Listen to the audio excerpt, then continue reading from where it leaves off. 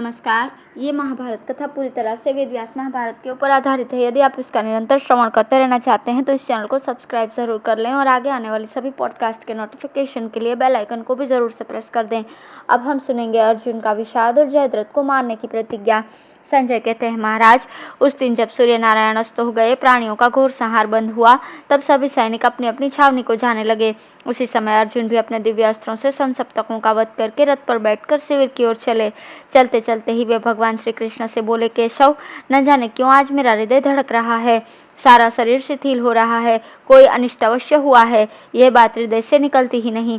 पृथ्वी पर तथा संपूर्ण दिशाओं में होने वाले भयंकर उत्पात मुझे डरा रहे हैं। कहिए, मेरे पूज्य भ्राता युधिष्ठिर अपने मंत्रियों सहित सकुशल तो होंगे? श्री कृष्ण ने कहा, शोक न करो, मंत्रियों सहित तुम्हारे भाई का तो कल्याण ही होगा। इस अपशकुन के अनुसार कोई दूसरा ही अनिष्ट हुआ होगा। तदंतर दोनों वीरों ने संध्या उपासना की और फिर रथ पर बैठकर युद्ध संबंधी बातें करते हुए आगे बढ़े। जब छावनी के पास पहुंचे तो उसे आनंद रहित और श्रीहीन देखा। तब वे चिंतित होकर श्री कृष्ण से कहने लगे, जनार्दन, आज इस शिविर में मांगलिक बाजे नहीं बज रहे हैं, न दुंदुभि का निनाद है, न शंख की ध्वनि, आज वीणा भी नहीं बजती, मंगल गीत नहीं गाए जाते, बंदी जन न स्तुति करते हैं, न पाठ। मेरे सैनिक मुझे देखकर नीचे मुंह किए चल देते हैं। इन स्वजनों को व्याकुल देखकर मेरे हृदय का खटका नहीं मिटता। आज प्रतिदिन की भांति सुभद्रा कुमार अभिमन्यु अपने भाइयों के साथ हंसता हुआ मेरी अगवानी करने नहीं आ रहा है। इस प्रकार बातें करते हुए दोनों ने शिविर में पहुंचकर देखा कि पांडव अत्यंत व्याकुल और हतोत्साह हो रहे हैं। भाइयों तथा पुत्रों को इस अवस्था में देख और सुभद्रा नंदन अभिमन्यु को वहां न पाकर अर्जुन बहुत दुखी होकर बोले, आज आप सब लोगों के मुख पर अप्रसन्नता दिखाई दे रही है। इधर मैं अभिमन्यु को नहीं देखता और आप लोग मुझसे प्रसन्नता पूर्वक बोलते नहीं हैं। इसका कारण क्या है? मैंने सुना था आचार्य द्रोण ने चक्रव्यूह की रचना की थी। आप लोगों में से बालक अभिमन्यु के सिवा को दूसरा कोई उस व्यूह का भेदन नहीं कर सकता था। अभिमन्यु को भी मैंने उस व्यूह से निकलने का ढंग अभी तक नहीं बताया था। कहीं ऐसा तो नहीं हुआ कि आप लोगों ने उस बालक को शत्रु के व्यूह में भेज दिया हो? सुभद्रानंदन उस व्यूह को अनेकों बार तोड़कर युद्ध में मारा तो नहीं गया? वो सुभद्रा और द्रौपदी का प्यारा तथा माता कुंती और श्री कृष्ण का दुलारा था। बताइए तो, काल के वश में पड़ा हुआ ऐसा कौन है जिसने उसका वध किया है? हाँ, वो कैसे हंस हंस कर बातें करता था और सदा बड़ों की आज्ञा में रहता था। बचपन में भी उसके पराक्रम की कहीं तुलना नहीं थी। कितनी प्यारी प्यारी बातें करता था। ईर्ष्या द्वेष तो उसे छू नहीं गया था। वो महान उत्साही था। उसकी भुजाएं बड़ी बड़ी और आंखें कमल के समान विशाल थीं। अपने सेवकों पर उसकी बड़ी दया थी। कभी नीच पुरुषों की संगति नहीं करता था। वो कृतज्ञ, ज्ञानी और अस्त्र विद्या में कुशल था। युद्ध में पैर पीछे नहीं हटाता था। युद्ध का तो वो अभिनंदन करता था। शत्रु उसे देखते ही भयभीत हो जाते थे। वो आत्मीय जनों का प्रिय करने वाला और पितृवर्ग की विजय चाहने वाला था। शत्रु पर पहले कभी नहीं प्रहार करता था और युद्ध में सदा निर्भीक रहता था। रथियों की गणना होते समय जिसे महारथी गिना गया था, उस वीर अभिमन्यु का मुख देखे बिना अब मेरे हृदय को क्या शांति मिलेगी? अपने से अधिक दुख तो सुभद्रा के लिए हो रहा है। वो बेचारी बेटे की मृत्यु सुनते ही शोक से पीड़ित होकर प्राण त्याग देगी। अभिमन्यु को न देखकर सुभद्रा और द्रौपदी मुझसे क्या कहेंगी? उन दोनों को मैं क्या जवाब दूंगा? सचमुच मेरा हृदय वज्र का बना हुआ है। तभी तो पुत्रवधू उत्तरा के रोने बिलखने का ध्यान आते ही उसके हजारों टुकड़े नहीं हो जाते। इस प्रकार अर्जुन को पुत्र शोक से पीड़ित और उसकी याद में आंसू बहाते देख भगवान श्री कृष्ण ने उन्हें पकड़कर संभाला और कहा, मित्र, इतने व्याकुल न हो। जो युद्ध में पीठ नहीं दिखाते, उन सभी शूरवीरों को एक दिन इसी मार्ग से जाना पड़ता है। जिनकी युद्ध से जीविका चलती है, उन क्षत्रियों का तो विशेषतः यही मार्ग है। उनके लिए संपूर्ण शास्त्रज्ञों ने यही गति निश्चित की है। युद्ध में शत्रु का सामना करते हुए मृत्यु हो जाए, ऐसा तो सभी शूरवीर चाहते हैं। अभिमन्यु ने बड़े बड़े वीर एवं महाबली राजकुमारों को युद्ध में मारा है और शत्रु के सामने डटे रहकर वीरों के लिए वांछनीय मृत्यु प्राप्त की है। तुम्हें शोक करते देखिए तुम्हारे भाई और मित्र अधिक दुखी हो रहे हैं। इन्हें सांत्वना भरी बातों से आश्वासन दो। तुम तो जानने योग्य तत्व को जान चुके हो। तुम्हें शोक नहीं करना चाहिए।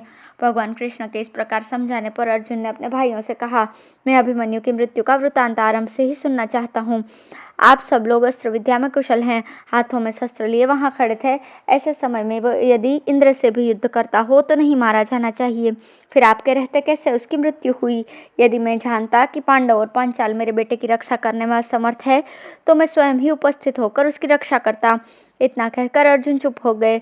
उस समय युधिष्ठिर अथवा श्री कृष्ण के सिवा दूसरा कोई भी उनकी ओर देखने या बोलने का साहस नहीं कर सका।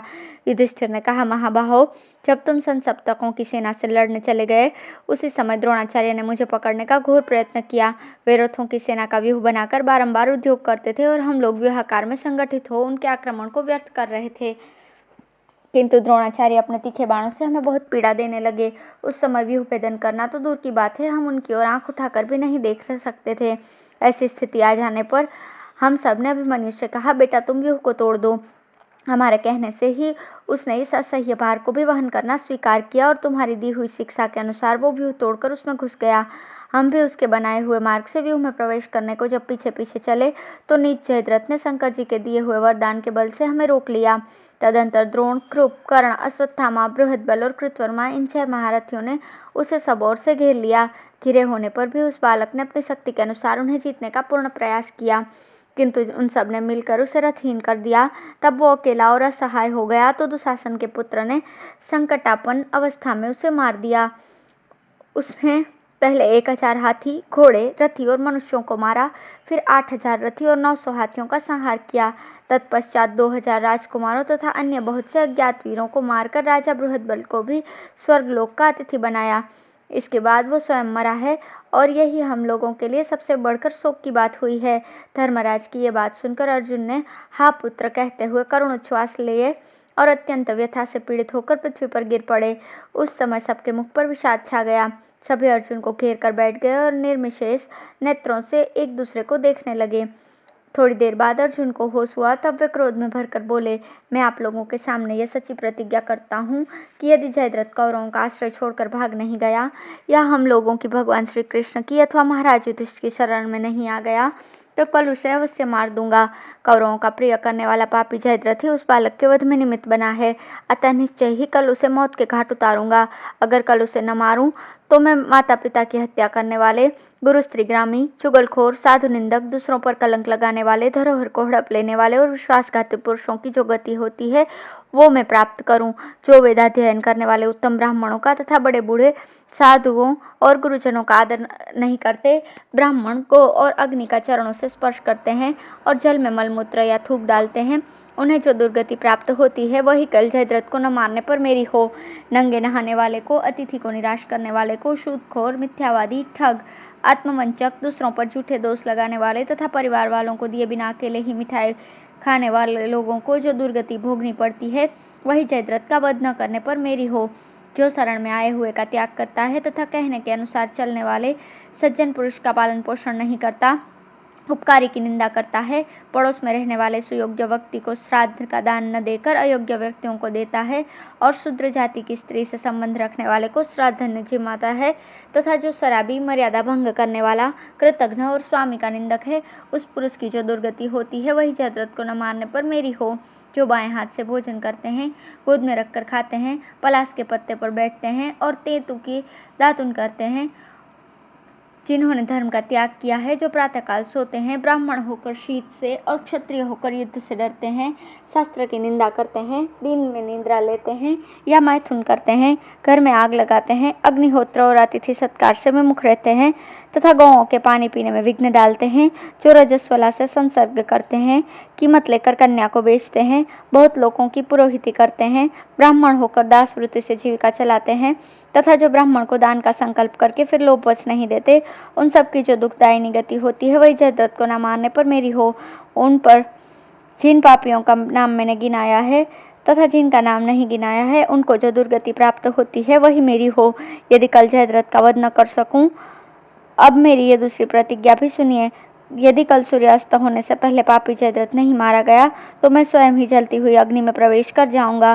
देवता, असुर, मनुष्य, पक्षी, नाग, पीतर, राक्षस, ब्रह्मर्षि, देवर्षि, ये चराचर जगत तथा इसके पर जो कुछ भी है वो भी ये सब मिलकर मेरे शत्रु की रक्षा नहीं कर सकते। यदि जयद्रथ पाताल में भी घुस जाएगा या उससे आगे भी बढ़ जाएगा अथवा अंतरिक्ष में देवताओं के नगर में या दैत्यों की पुरी में भाग कर छिपेगा, तो भी मैं कल अपने सैकड़ों बाणों से अभिमन्यु के उस शत्रु का सिर उतारूंगा ही। यह कहकर अर्जुन ने गांडीव धनुष की टंकार की। उसकी ध्वनि आकाश में गूंज उठी। अर्जुन की वो प्रतिज्ञा सुनकर भगवान श्री कृष्ण ने अपना पंचजन्य शंख बजाया और कुपित हुए अर्जुन ने देवदत्त नामक शंख की ध्वनि फैलाई। वो शंखनाद सुनकर आकाश पाताल सहित संपूर्ण जगत कांप उठा। उस समय शिविर में युद्ध के बाजे बज उठे और पांडव सिंहनाद करने लगे। धन्यवाद।